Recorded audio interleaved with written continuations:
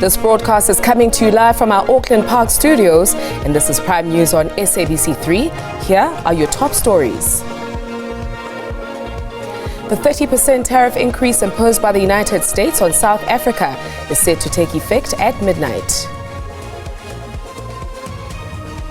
Public Works and Infrastructure Minister Dean McPherson has laid criminal charges against the suspended CEO of the Independent Development Trust, Tebogo Malaka, and the company's spokesperson, Pasha Magulane. Our motorists are urged to exercise caution while driving, ensure that you avoid crossing areas which might be flooded. And Gauteng residents and motorists are advised to remain vigilant due to a yellow level 3 warning issued by the South African Weather Service. A warm welcome to your Thursday edition of Prime News on 3. My name is Becky Mutumomolete. From the corridors of the power and the streets of our cities, we bring you the headlines that are defining our world. Stay with us as we guide you through the complexities of the day's top stories. And here they are.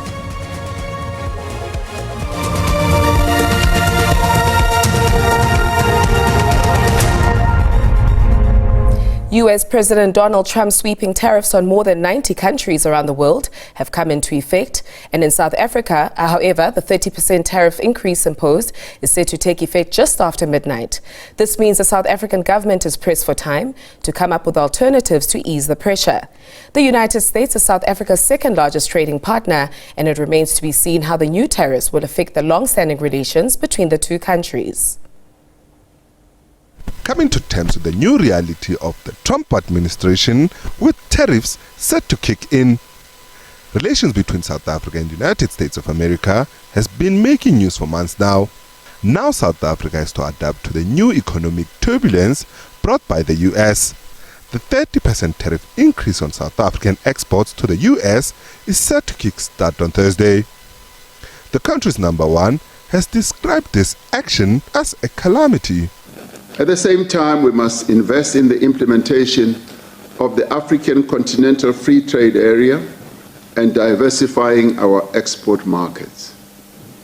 DTIC is already working on a number of interventions to try to support and assist various exporters of products that come from our country to various other markets. But does the government of South Africa have what it takes to weather the tariff storms in saving jobs, business, and reducing cost of living?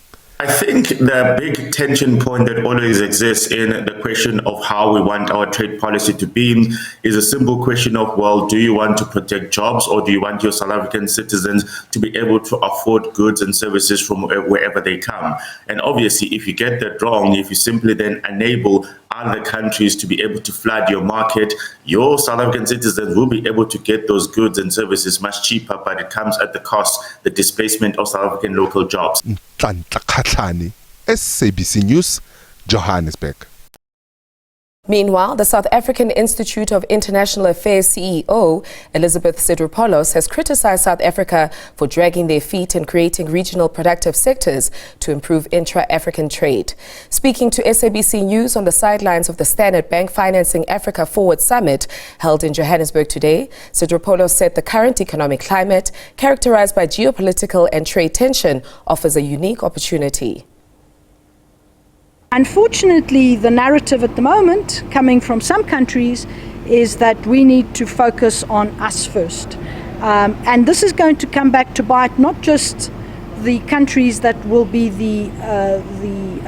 will have to face the immediate consequences, like African countries, other countries in the developing world, but actually more globally. So in this environment then, when international cooperation is becoming more difficult, where ODA, aid, development cooperation, is being reduced because of other priorities, and certainly in the European context it's about defense and security.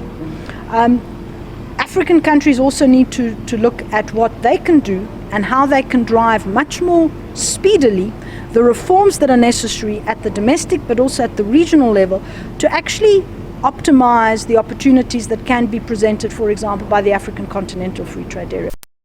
The tariffs changes, particularly coming from the US, and you think around the GOA, which is a beneficiation policy, it is directly impacting that auto manufacturer, but more so the SME that is a supplier to the auto manufacturer, whether it's a component or a part of certain material. And what some of the things that we are doing is to look at, there's our footprint, there's also our international reach. How do we help some of these businesses with alternative market access?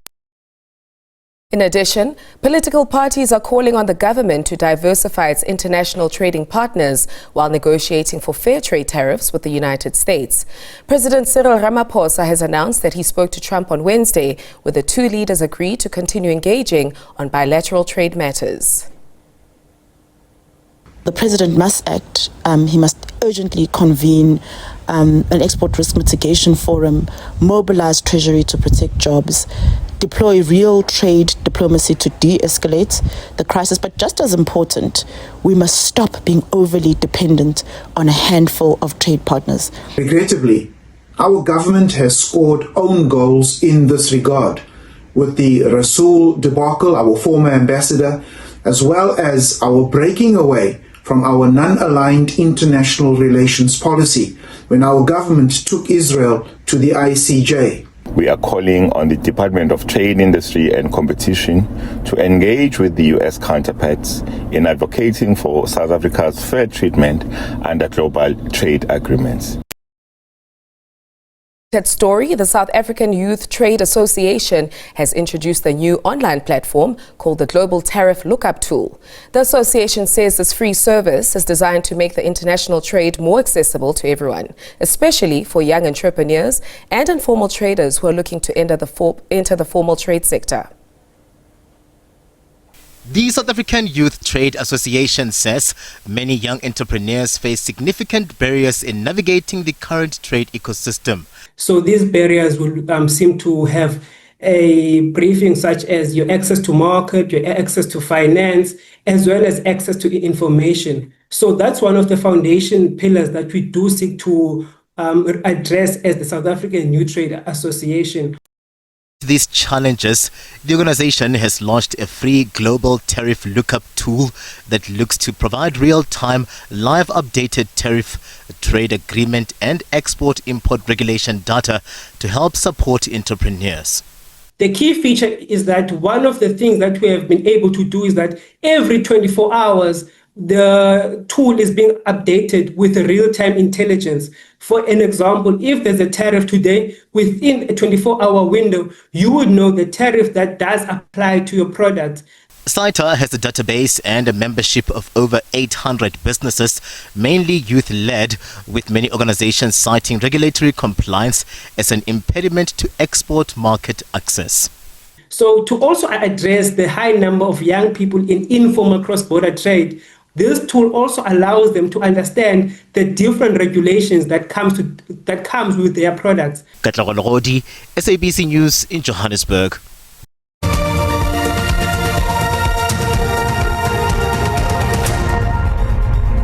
Welcome back from the break. As the deadline looms for the 30% US tariffs on most imports on South African goods, government is hopeful that the country will reach a trade deal with its American counterparts soon. These sentiments were expressed by the minister in the presidency, Khumbudzo Ntshavheni, when she briefed the members of the media on the outcome of the cabinet briefing. Deadline for the US tariffs to kick in fast approaching, government maintains that all channels of communication remain open to engage with the US. On Wednesday morning, the country's first citizen held a telephonic discussion with his US counterpart on trade matters. Minister in the presidency says negotiations with the US, led by Minister of Trade, Industry and Competition, Pax Tau, with the support of other ministers like Ronald Lamola, John Steenhuisen and others in the economic cluster, are ongoing, and only once a deal could be finalized will a review on the tariffs be made. The principle is that the room for engagement is there, and the president continues to engage. And you'll recall that in May, he led a delegation to Washington to open that room for negotiation. And it's from that meeting, the working visit, that there was an assurance that as soon as we reach a deal, then there will be a review of the tariffs. Government says the tariffs could cost the country around 30,000 jobs, with the automotive and agriculture sector being the hardest hit. Government has since established interventions to help companies that are affected through the interventions like the Export Support Desk, Localization Fund Support, and the Export and Competitiveness Support Program, amongst others. Through these, it hopes to avert job losses. Natasha Piri, SABC News, Pretoria. Closing shop and relocating to other African countries with favorable tariffs to the USA are some of the options companies in the automotive sector are considering to avert the exorbitant tariffs imposed by the US on some of the country's selected exports. One of the companies that is already feeling the pinch of 40% tariffs imposed by the USA is Gqeberha-based ROVD Engineering. From apprenticeship to electrical engineer, Nosipelo Ngongo has grown her personal and professional career at ROVD Engineering. And now that the new US tariff structure is in place, she fears what will happen to her family. I don't want to lie, I'm feeling so nervous because I'm raising my sister's kids, and then I have a bond I'm paying, and I'm paying the cars. The company Nosipelo works for has had a footprint in Gqeberha for the past 60 years. It employs over 150 people locally who build the assembly lines that manufacturers use to make cars. If the company had to leave the city, many would be without work. Happen, then it will mean that there's no income coming into my life, and I won't be able to feed my family, so I'm going to have to start looking for another job.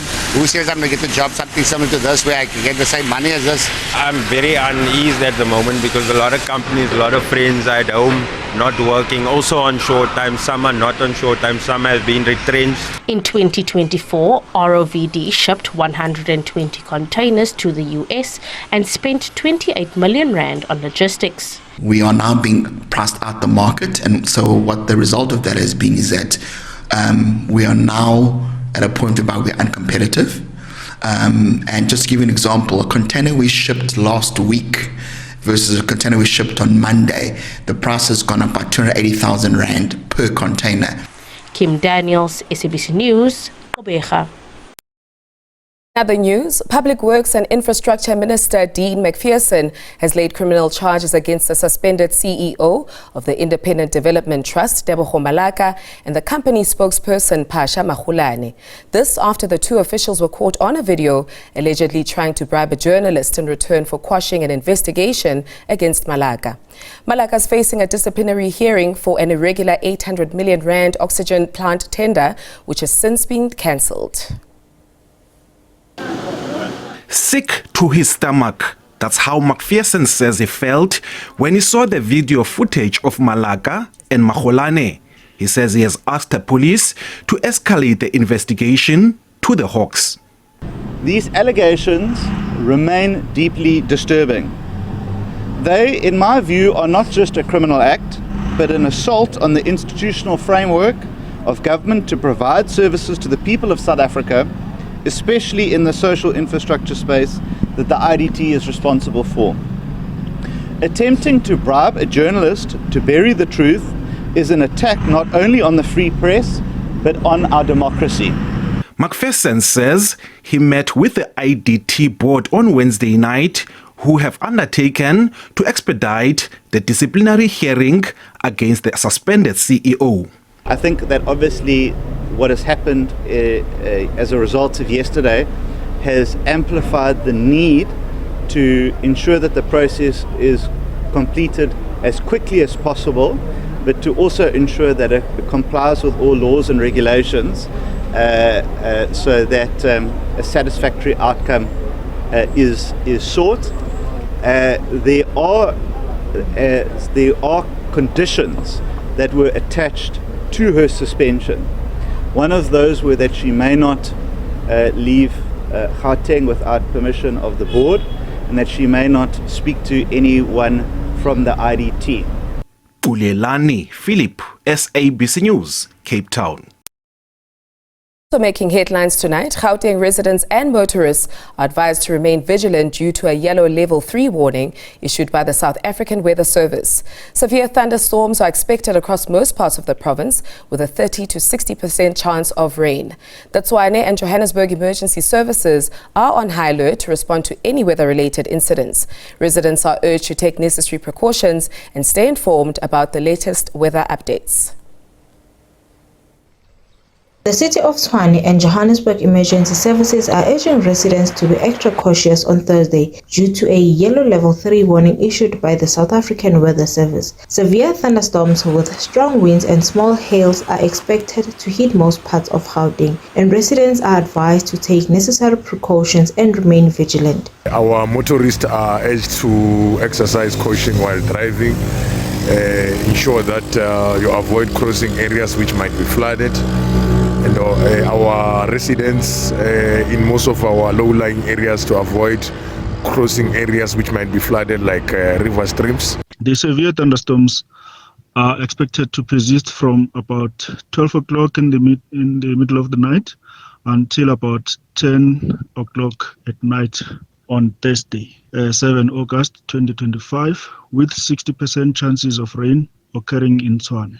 Johannesburg City Power urges residents to reduce electricity usage by switching off non-essential appliances and lights, especially during peak hours. Customers are also urged to avoid using multiple high-consumption appliances. We urge customers to use power sparingly so that we can be able to save the little that we have and avoid instances of prolonged outages. So we are having, as City Power, beefed up our teams on the ground so that we can at least respond as quickly as possible. According to the South African Weather Service, the current weather conditions are expected to clear by Friday. Nonhlanhla Njingela for SABC News, Pretoria.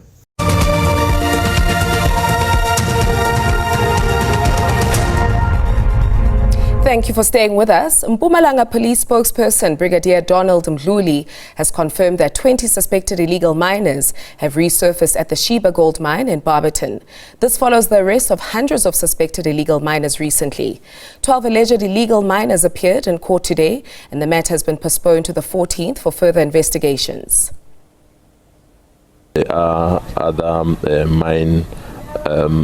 illegal miners that have surfaced. The information that we got from the security mine is that they are 20 of them, but they have not reached the surface. As our campus turns to the weather desk, it is now time for us to navigate the forecast twists and turns. Coming up next.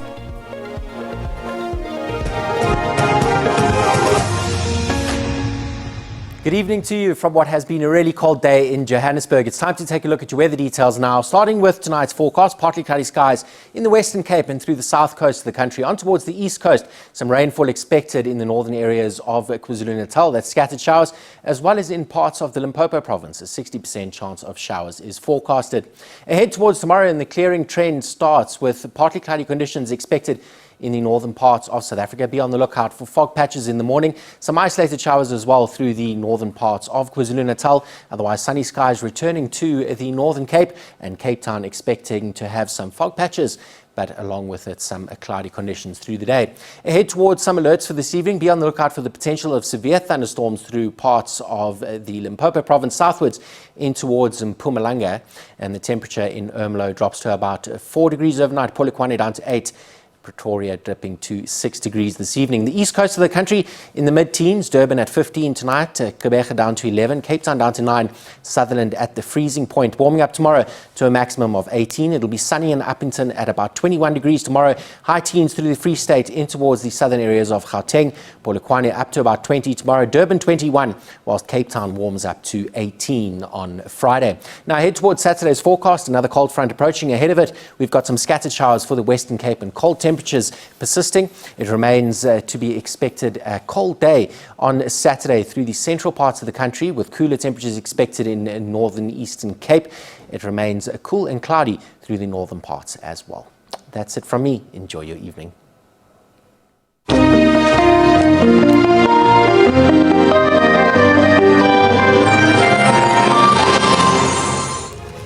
We have reached the end of our broadcast, but certainly not the end of the conversation.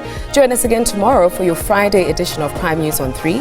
From myself, Becky, and the team, stay ahead and stay warm. Good night.